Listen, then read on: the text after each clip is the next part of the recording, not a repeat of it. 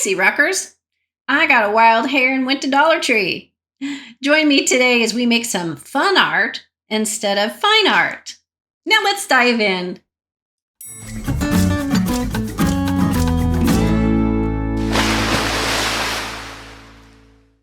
Let's check out my finds from Dollar Tree. Hey, Salty friends. So our ingredients list for our fun art today is this 14-inch frame. I guess it's called a wreath frame. And this ribbon, but I didn't find this at Dollar Tree. I found it at Hobby Lobby. Shh, don't tell anybody. And then there's also this rope. I did find this at Dollar Tree. Some has wires, some doesn't. And I thought it was pretty handy. And this little anchor, don't know if we'll use it. And some zip ties. Now we're ready to go. Since I know nothing about making a wreath, I decided to go where everybody else goes to find the answer to all our questions, and I got onto YouTube. There I found an account called Julie's Wreath Boutique, and I found everything you ever wanted about making wreaths and door hangers, and if you want more detailed explanation, you can always go check out her account. So basically what I've done is I layered the ribbons, stacked them on top of each other, and on the number 2 ring on this ring, I have kind of squinched it up and I take a zip tie and I zip tie it all the way down. Now we're ready to make our first loop. Julie says to take your first 4 fingers as a measurement guide or whatever else you want to use as a measurement. Then gather it there on the same ring and use your zip tie to cinch it down. So you'll keep going and making loops and squinching them in. About 4 loops fit within each one of those little sections on the frame. Now I knew I wasn't going all the way around on this wreath, but you can go as far as you want and just make sure to plan it out is my advice.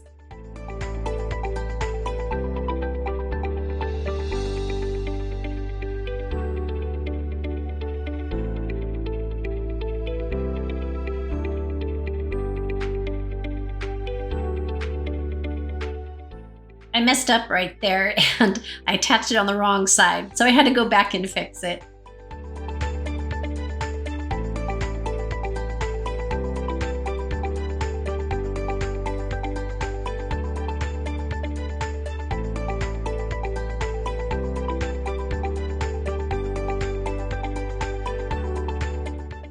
So I reached the end of where I wanted to stop, but I wasn't sure how much more ribbon I might want to use, so I just made a really big tail, not knowing what I'm going to do with it, and cut it off. So in Julie's video, she describes that inner circle, or that inner ring, as being kind of in the way. So I agreed with her, and I took a tool that I'm sure is not meant to do this, but anyway, I clipped out that center ring. And the reason being is because when you spread out your little loops, it doesn't cover that ring. So the frame is too big for the size of the loops, basically.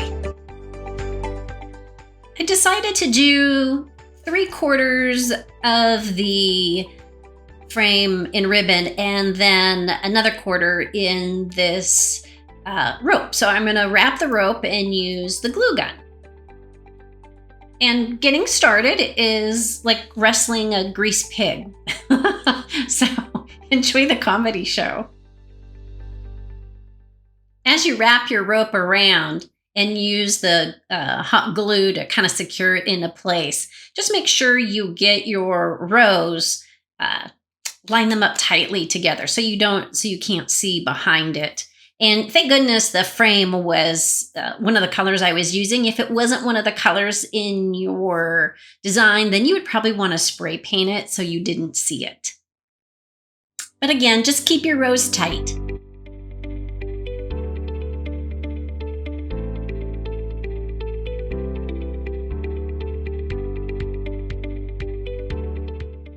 I ended up needing to open another batch of the rope. So just hide the end as you get it on there with the glue gun. Once you get it secured, just keep going until you reach whatever end you want to stop at.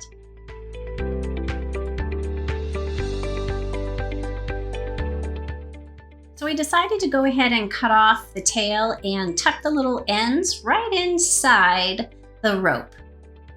And then I'll just secure everything with the glue gun. Once I turned it over, I tucked the little ends inside, and then I went ahead and kept wrapping the rope to cover it up. So you have to just plan a little bit ahead, about an inch ahead.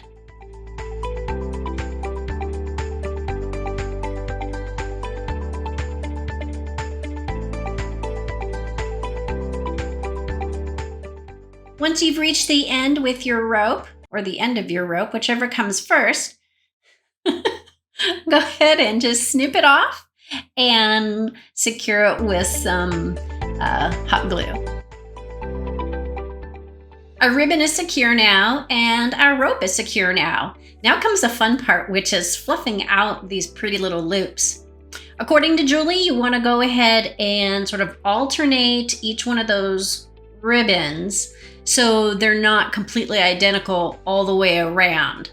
So it makes just kind of a random pattern, and you'll see here I'm going to pull another one through and not make it exactly like the one next to it. There's only 4 ribbons, so obviously it's going to look similar.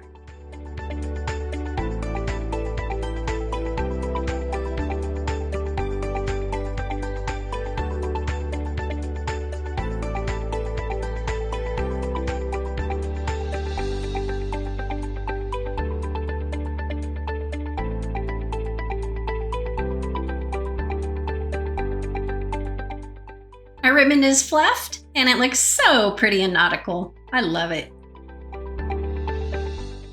I decided to go ahead and use that wooden anchor. So I'm going to hang it from around here. But first I want to give it a coat of paint and seal it.